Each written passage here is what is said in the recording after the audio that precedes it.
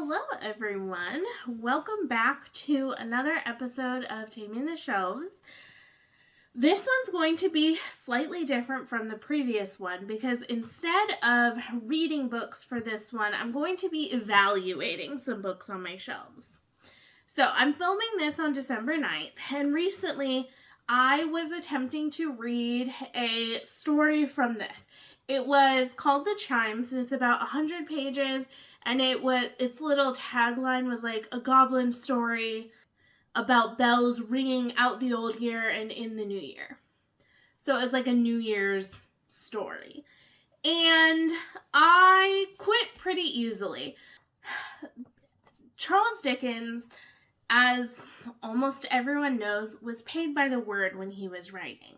And so his books are often very wordy. So when I was trying to read The Chimes, I had spent about 7 pages just introducing the atmosphere and the main character. And we didn't even learn all that much about it. It was like creepy church with bells, and then Tom, who's like a little messenger boy who runs around pretty quick. 7 pages of that.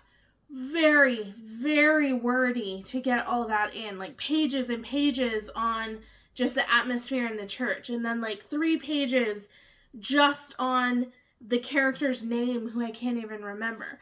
Charles Dickens writes interesting characters for sure, but he's extremely wordy.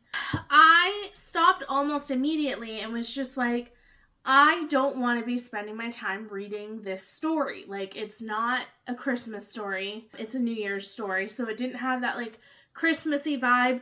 And I thought about moving ahead and trying to read some of the other ones, and I just realized I don't think I enjoy Charles Dickens' writing that much.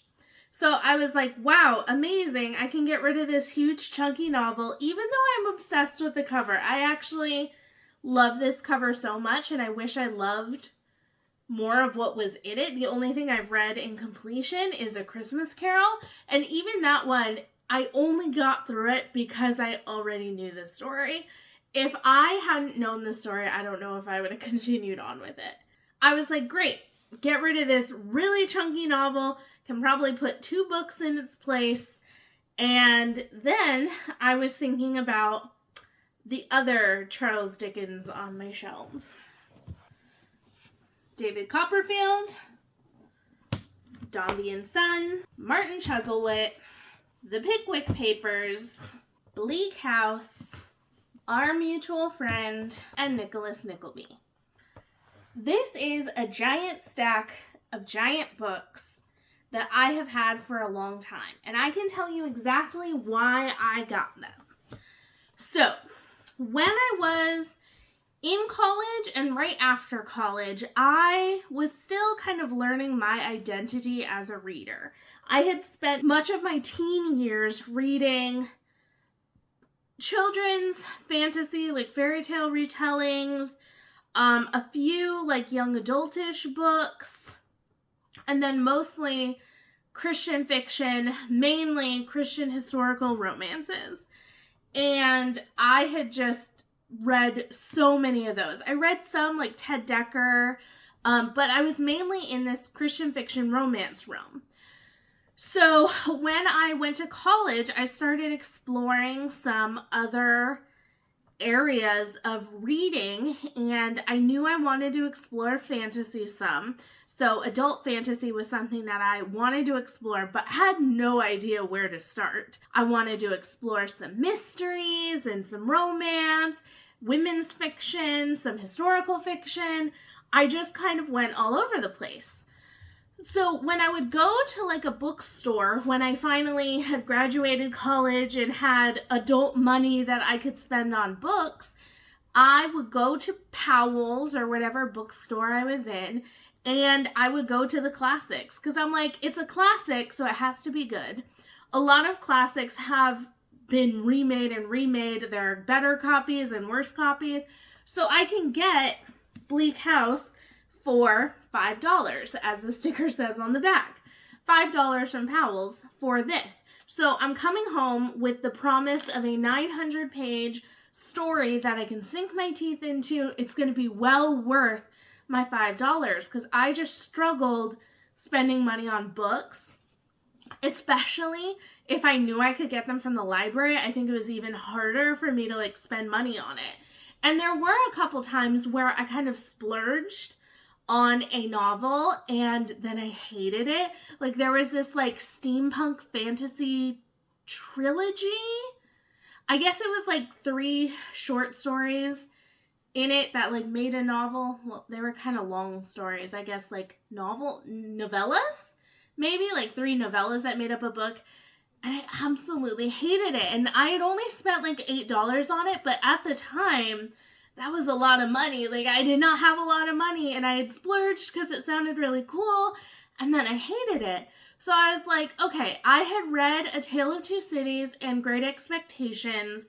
Great Expectations was for fun when I was in high school. And then A Tale of Two Cities I read in high school and really enjoyed it.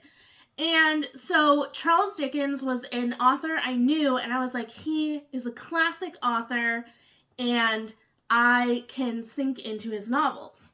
Now, Tale of Two Cities I read for school, so the discussion and being forced to read it for school helps me get more out of it. And then Great Expectations, I took a really long time to read in high school. It probably took me months to read it, even though that was the only thing I was reading. And I remember enjoying it at times, but there were times that I remember it really dragged.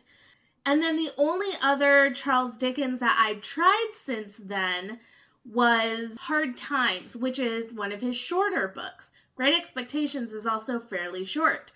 And I DNF'd it almost immediately because I was like, I can't get into this. It was like 20 pages and I was like, I don't care at all. It's just so slow and so wordy. So then when I picked up that Christmas book and started it and immediately was like, I hate this, I immediately started to think of all of these books that I have on my shelves and going, do I actually want to read these? I'm going to talk to you about a couple of them. And I think there are some that I can just immediately say I'm going to get rid of. And then there are some that I need to think about a little bit more. So immediately, I think I can get rid of, I think it's these two. The Pickwick Papers and Martin Chuzzlewit. The Pickwick Papers is his first novel. It's supposed to be very funny, but I don't really know what it's about. Maybe it's about like a newspaper. Also, another thing I think is that for some reason I really like the way these Wordsworth classics feel. So when I could find them for cheap, I would pick them up because they're comfortable to read. But that's not necessarily a reason to keep a book. I think this one I don't have interest in. It's his first novel. It's probably not going to be the best. I don't know anything about the story. And so I think that one can go. Next, we have Martin Chuzzlewit. Martin Chuzzlewit is, it says, old Martin Chuzzlewit, tormented by the greed and selfishness of his family, effectively drives his grandson, young Martin, to undertake a voyage to America. It is a voyage which will have critical consequences not only for young Martin, but also for his grandfather and his grandfather's servant, Mary Graham. I don't really care, and so I think I'm going to get rid of that one. Dombey and Son is also one that I don't know anything about. Oh, got it for $4 at Powell's. Spending my money very well. Mr. Dombey is a man obsessed with his firm. His son is groomed from birth to take his place within it, despite his visionary eccentricity and declining health. But Dombey also has a daughter whose unfailing love for her father goes unreturned. Girls, said Mr. Dombey, have nothing to do with Dombey and Son. That one sounds slightly more interesting, but it's 800 pages. And as much as I love the idea of me being someone who sinks my teeth into an 800-page Dickens novel, I don't think that's realistic. I think what's more realistic is me sinking my teeth into 800-page fantasy novels, because those really interest me, and these I find extremely wordy, and I find myself not caring as much. So I think I'm going to let that one go as well. So that's all of the Wordsworth classics. The only one I'm keeping is Great Expectations, because I do wonder if I will want to reread that one again someday, because I do remember liking bits and pieces of it. So I am going to keep that one. 4 left. David Copperfield is sort of an autobiographical novel that Charles Dickens wrote. It's like loosely based on his life. It's about 800 pages again, so it's an undertaking. But I had tabbed these because part of me had wondered if I would enjoy reading David Copperfield in the installments that it was originally written in. And I thought of this like 7 or 8 years ago and still haven't done it. It starts in May, is when he would have written the first installation. And I put the tabs in going, well, if I just like read the sections, they're not that big. Like this one would be, I think, it's like 40 pages. There might be another section that maybe I read or tried to read or something, but like this one's like 40 pages. And then this next one is like 40 more pages. So 40 pages for that entire month, because he did it in monthly installments. And then in like a year and a half, I'll have read David Copperfield. The only thing is, I don't know if I'm that interested. And clearly, I'm not that interested because it's been sitting on my shelves for 7 years ready to go in this format. So what I'm going to do is this year is going to be the year I do it or I get rid of it. That's just, I think that's where we need to be at. Like, I'm either interested or I'm not. And so I'm going to keep this one with the caveat that I do it in May this year or I get rid of it. And then we have the 3 little mass market paperbacks left. So I think most of these are ones I'm actually somewhat interested in. So I might do a little research and maybe a little reading to see how I feel about them. Bleak House, I'm a bit interested in, because this one kind of, I think, encompasses Charles Dickens' writings about the poor. That was one thing. I mean, in A Christmas Carol,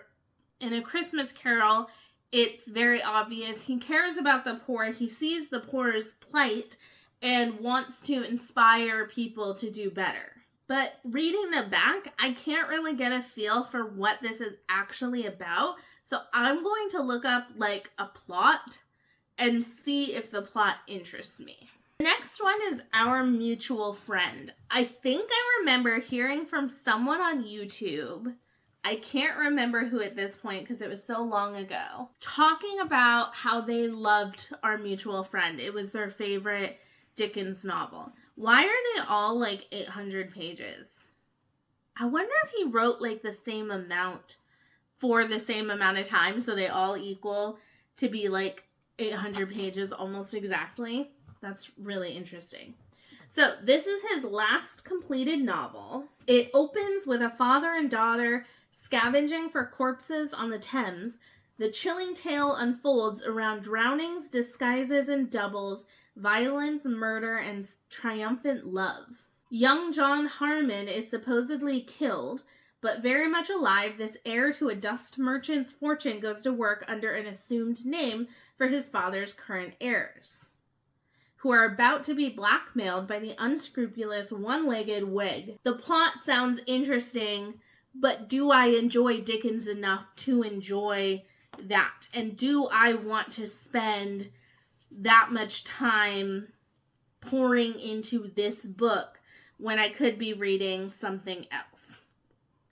I might try a chapter of this one just to see if it's something I'm interested in. Maybe the vibes really catch me and I can maybe read this one. I'll do a little more research on that as well. The final one for evaluation is Nicholas Nickleby. In a delightful series of adventures, Nicholas, the hardy young hero, takes us on a journey through 19th century England. Accompanied by some of Dickens's best swaggering scoundrels and most unforgettable eccentrics. From the dungeon-like Yorkshire boys' boarding school run by the cruel Wackford Squeers to the high-spirited stage of Vincent Crummell's extraordinary acting troupe. That one is not giving me a lot. I think I might just let this one go. And here's the thing. So I'm going to keep David Copperfield. This is going to be the year to read it if I read it. If I don't, I'm getting rid of it. And then I'm going to hang on to these two very briefly. I'm going to do some research on both of them. Figure out if they are something that I want to read. And if I don't, I will let them go. And these 5 are going to be out of my house. I'm kind of happy about that. Every time I have moved houses, I've been dreading putting these back up on the shelf because they're so massive, and I think I don't want to read them. One thing I was thinking of when I thought of actually pulling these all off and possibly not putting them back on is that every library I go to is going to have these books. I can easily get them from the libraries where I am. So if I have a burning desire to read Nicholas Nickleby, I can. It's funny because out of all of the books that I do have by Charles Dickens, the one that calls to me the most is Oliver Twist. And I don't even know if I'd like that one, but that's just the one that I've lately been like, man, I kind of wish I had Oliver Twist. Which is funny because I have so many of his other books on my shelves that I haven't read. If I missed these so much that I went and got them from the library, I can read them at any time. I could buy them again if I really had a burning desire to.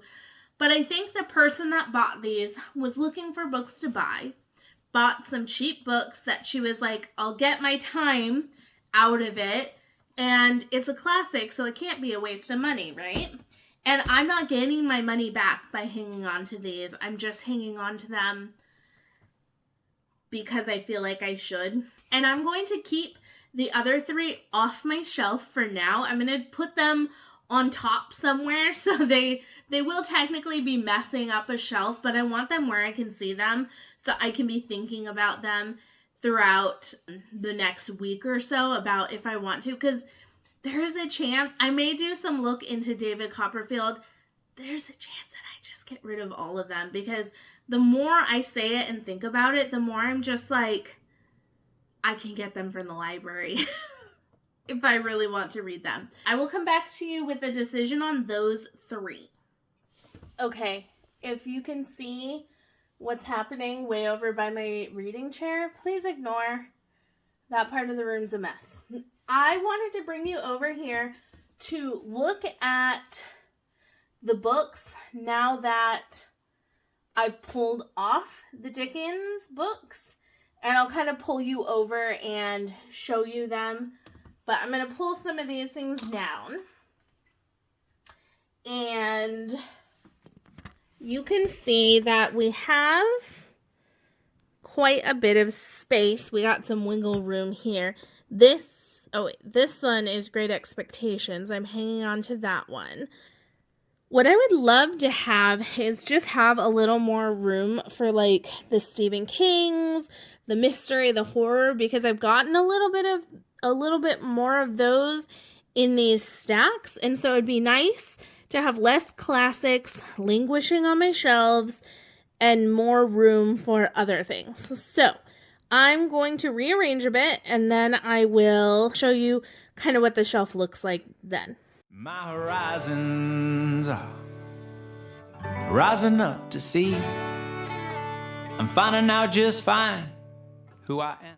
So, since the Wordsworth Classics now no longer have a collection, since it's just that one Charles Dickens book, I'm going to move the Tenant of Wildfell Hall over there to where my Brontes are, because that would be better to have it over there. I'm looking out of my own desert home, checking all those creatures passing by. And as the way back to your heart widens all the time, it's the first soft light of the shy desert morning that reminds my blood to come alive. Don't take me downtown with these worn out shoes. There's no place for my bag. I'm heading out. Hey, I don't need no new. So I've been changing out a lot of things, and I actually have some space down here by my like middle grade-ish fiction. I don't have a lot of middle grade that I hang on to. I think these three are the only ones I haven't read. This is Grimm's Fairy Tales and Hans Christian Andersen, a lot of whom I've already read, but I just have these cute, like, old editions, and so I'd like to hang on to those. Excuse the dust. It's very dusty. I think everything else I started this one. I didn't quite finish it. I was reading it on my breaks at work. I wasn't getting along with it, reading it in like 10 minutes at a time. I need to like sit down and read it. I also haven't read Mary Poppins, so I might pop those. Pop those out to the end just so I remember that I haven't read them and that I should read them. And then these three I have not read but would like to. But I still have this space. I will need to find something to kind of slide in there, something that I think kind of fits with middle grade / classic fantasy, maybe. I don't know. But there's a little space there. And then up here, there's a little space. So I moved my Anne of Green Gables. These are the ones that I've read. I want the ones that are unread to be front and center. That way I'm remembering to read them. I haven't read this one as well. This is like a collection of a few of her books. I pulled up A Girl the Limberlost from down here because I feel like it just kind of fits with the Anne vibes. So maybe I will just slide this Hunchback of Notre Dame down here. I'm not going to forget that I own it. It's one that I really want to read. And then we have this is like women's fiction / romance. This one I'm really not sure about, but I want to try it. This is the next Outlander book I need to read, but I need to do a refresher. And then this one is kind of like compared to Outlander a lot, and the author was inspired by Outlander, so I'd like to give this one a try. I'm going to put horror and mystery here. It's mostly going to be Stephen King. There ain't no use for that where I'm going. And as the way back to your heart, it widens all the time. So I slotted in this horror mystery. Looking down here, these are not really double stacked. This is more like decor. These are some old little like readers that have been in my family for a long time, and I got to inherit them. Technically, this shelf isn't even double stacked, which is good because this is a series I've considered getting to very soon, and so it'll be nice to have it sitting in my face. It'll be nice to have my horror section right here because I have been reaching for that a little bit more. And as I read more classics here and these, then I can move more down from up here, move them down. Okay, guys, I have something kind of embarrassing that I want to admit, but I feel like you're a little crooked, so let me fix you first. I think that's a little better. I found 2 more Charles Dickens, including the one I said I didn't have, Oliver Twist. Apparently, I did buy this at some point. So, I do have this. I will add this to the checkout pile. And then I also found Little Dorrit. I just don't know a lot about this one, and I think I probably just can get rid of it. I can get it from the library if I really want to. Another unexpected consequence of really looking at my shelves is that I found some other books I should check out. Edith Wharton, The House of Mirth. I think I picked this up for free at a little free library. I want to do some research into what this actually is about and see if it's something I want to read. I just grabbed it on a whim. War and Peace. I read Anna Karenina last December, about a year ago now, for my church book club. And I thought it was okay. And the person who had read it, who liked Anna Karenina, was like, don't read War and Peace. It's not worth it. And I might just give up this book. I can read it later from the library if I really want to.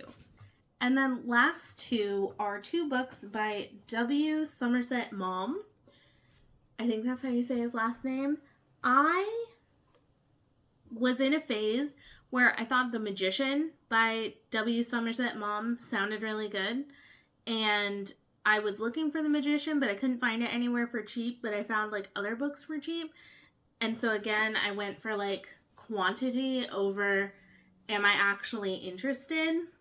I do really like this like old cover, but again, it's been sitting on my shelves for years and I haven't picked it up. And I picked up this one because it was a famous novel. I'm going to do some research, see if I actually want to keep this.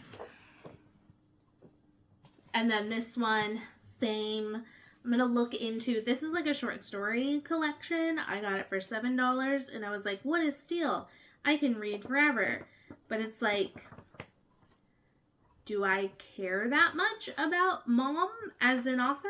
I'm going to look into what books/stories are in here and see if it's something I want to keep or just get rid of.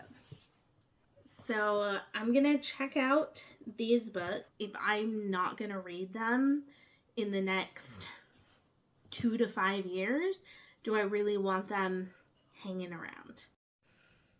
All right, this is the next day, and I did have a little bit of time to think about Bleak House, and I'm going to pass on this one. Reading a little bit more about a plot, it sounds about like a really long-winded trial going on, and the family kind of like trying to live through the trial that's like been going on so long that the people who are involved in it are dead. And it sounds ridiculous in a very Dickens way, but that plot doesn't grab onto me. So I'm going to go ahead and get rid of this one. All right, I am back and I have made some decisions. And then I made more decisions because I guess I was just in the mood to decide. So I read a few pages of Our Mutual Friend, and I just currently do not have an interest in Dickens writing, especially in these 800-page books. So I'm going to let go of Our Mutual Friend, and I'm going to let go of David Copperfield.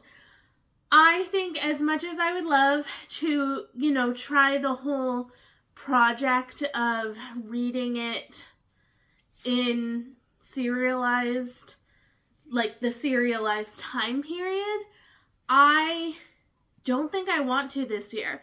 I have a lot of awesome plans that are coming up in January and for the rest of the year, and I just don't think I have that much of a burning desire to read Dickens, and I don't feel like I'm missing out on that much by not reading Dickens. And I think that having most of him off of my shelves is going to be a relief, not something I regret, because again, the library has a whole shelf of Dickens. I can get it literally anytime I want to.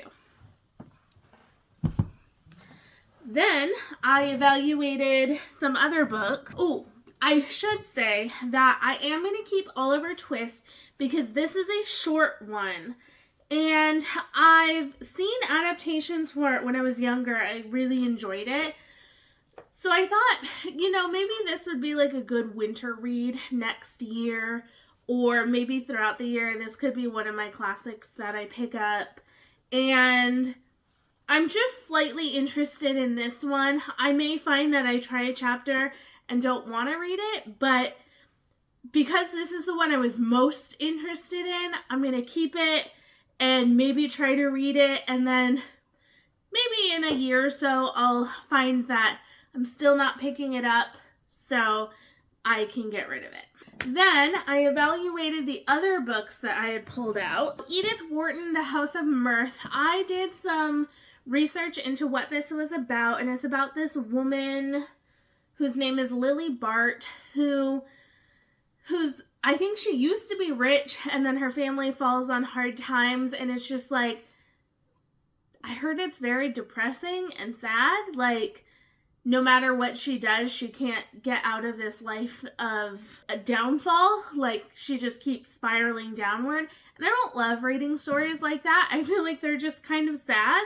So I was happy to pass on this. I also did read a couple chapters, and the writing was fine, but nothing I was super drawn to. And then for the W. Somerset Maugham, I'm going to let these go. I was going to read a short story from this collection because there are some short fiction. I had read what this one was about, wasn't that interested in it. And then when I was reading the short story, like, very quickly, I just kind of remember why I don't love classics sometimes. Like, there's this whole page about this woman who says she's 40, but she might actually be like in her 50s, and she wants dim lamps in her house so that people can't see that she's aging. And it's just, I have no patience for that. It's like, I hate reading about female characters who are just so obsessed with their looks and scared of aging, and that's all they have going for them is like beauty. And I want to read about female characters that are doing something, that are in charge of their lives, and thinking about more than what they look like. So I'm going to let the W. Somerset Maugham books go. And then I was giving just a once-over of the books that I had left on my shelves, and I found a couple more that I think I'm happy to let go of. The first one is Ernest Hemingway's A Farewell to Arms. I kept this copy because I found it for 99 cents at the Goodwill. It feels really nice to hold. It had this like interesting spine that's like upside down. It's an old Penguin classic, but I really don't like Hemingway. I have The Old Man and the Sea because I kind of want to reread that one because I think I remember liking it in high school, but I want to reread it, make sure I actually like it. I read some short stories from him in college, and I absolutely hate him. I think he's a chauvinist, and I don't like his writing style. I think it's very, like, sparse. It kind of goes the opposite way of a lot of other classics, where it's like, instead of being overly wordy, he's overly sparse.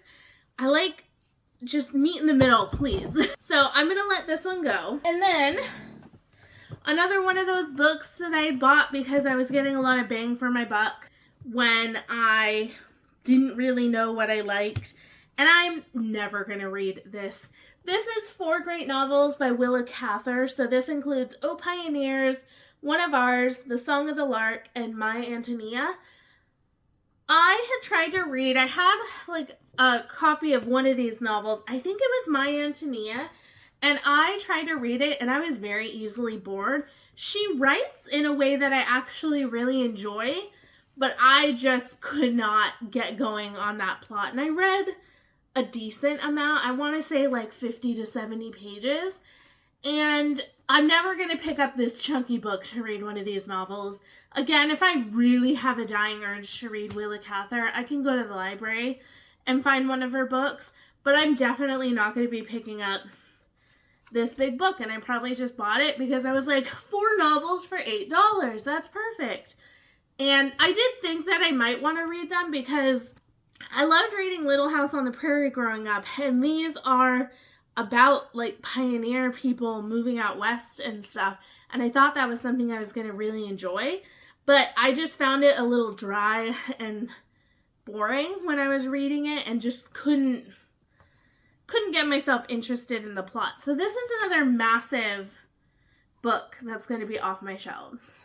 So I have cleared up this much space on my shelves plus this much space. And let me tell you, this feels amazing. I have been carrying around these classics for years and not picking them up. Probably every single one of them I have brought to at least 3 to 4 different apartments, if not more, and then this house, and have not thought about picking them up once. When I go to my shelves, I go to something that's usually genre fiction. I read a little bit of literary fiction, but genre fiction is my bread and butter. So I'm really happy to be getting rid of those. But I did want to share some classics that when I was looking on my shelves, I was really excited to read. And I'm like, yeah, let's get rid of all the ones I don't want to read and highlight the ones that I do. I recently read with my church book club, I read Wuthering Heights by Emily Bronte. I had read Jane Eyre back in college just for fun. I just picked it up and I loved Jane Eyre by Charlotte Bronte and had almost immediately picked up Villette by Charlotte Bronte and never read it. It's been sitting on my shelves. I absolutely love this little paperback, and I have a couple of hers. I also have Shirley, which I believe is by Charlotte Bronte as well, and I really like the Bronte sisters. I think they are amazing writers considering the life they led. The books that they wrote are quite astounding to me, and Jane Eyre is one of my favorite characters of all time. I absolutely loved discovering her when I did in college and loved Jane Eyre. It's still one of my favorite books ever. So I'm really excited to get to more Charlotte Bronte, and I think having all those other books off of my shelves means when I want a classic, I'm going to be much more likely to pick up one that I think I'll really enjoy. Another author whose works I really enjoy and want to read more of is Jane Austen. I have read, let's see, which ones have I read? Pride and Prejudice, absolutely love. Sense and Sensibility, really enjoyed. Northanger Abbey, did not enjoy very much. And I think that's it. So I have a few left. One of them being Emma, and then Mansfield Park and Persuasion. And I have all 3 of those. And Emma has been the one that's calling to me because I've just heard really good things. There are plenty of people whose favorite Austen book is Emma, and I really want to read it. It looks chunky, but it's only like 450 pages. So it's not that bad. And I just think this is one that I'll be excited to pick up. And then one of my favorite authors of all time is John Steinbeck. I read Grapes of Wrath for a high school literature class, and it was one of the only books that I did not want to put down. Like, I wanted to read ahead, and that didn't happen for any books. Even the ones I kind of enjoyed, it did not happen, but it happened for the Grapes of Wrath. I absolutely loved it. And since then, I read quite a few of his books. I read Cannery Row, which is really good. I read The Pearl, and I could not put that book down, even though it is very sad. I tried to read The Pastures of Heaven, which was a short story collection. I didn't enjoy that one very much, but that was fine. They were kind of like interlocking short stories, and that's one of my least favorite structures for a novel is interlocking short stories. And I've read Of Mice and Men, but the one that I haven't read is his big one, East of Eden. And I've heard from so many people that this one is just so good to read. And I really want to read it, but I haven't picked it up. And this one is calling to me, like maybe this year will be the year I read it. I definitely have a lot of short Steinbeck that I can get to as well. So I just think that my time is going to be better spent with John Steinbeck, someone who I absolutely love, than with Dickens, who I don't love as much. So those are some books that I'm getting rid of and some books that I'm excited to read. And I have a lot more space on my shelves. I'm going to need to do some rearranging and see what I can fit where. And I'm really excited. I think this was a really good way to kind of end out the year. So in 2025, I can really work on getting my shelves looking more the way I want them to. Thank you so much for watching. If you haven't already seen the first episode of Taming the Shelves, you can watch me pick books randomly from my TBR jar and try them out. And I think I did 5 or 6 of them and see what I thought of them. And if there's any other Taming the Shelves content that you want to see, like different ways to pick books or different ways to kind of clear out my shelves, please leave your ideas down in the comments below and I might just pick some of them to try it out. Thank you for watching and I'll see you later. Bye.